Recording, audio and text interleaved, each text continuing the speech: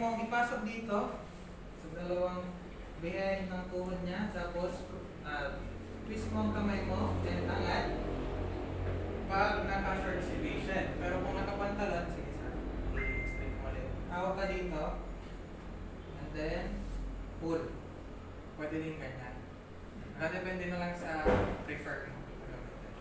So, dikit nga kaunti. Yan. Hawak sa tuhod. Sir, pasok mo na po. 3, 2, 1. Pasok. Hawak sa shoulder. And sir, upo tayo. 3, 2, 1. Upo. Kaya. Kaya sir. Sige. Hilo. Tapos, punta sa likod ni patient. Yung right mo sa left niya. Hawak sa left niya. Yan. Hawak sa left. Then yung left mo sa right ni sir. Yan.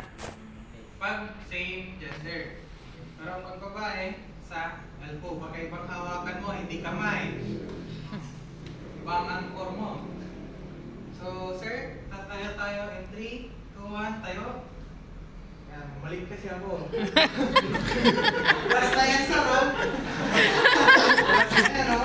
Tapos, tripod position. Meron tayong Titanic position. Kanta, charis. Titanic position, saka yung tango position. Tango.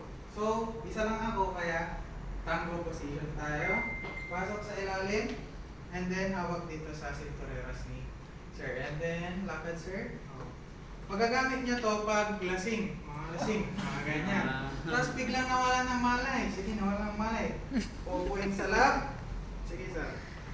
Hilahin papunta sa'yo. And then, swing.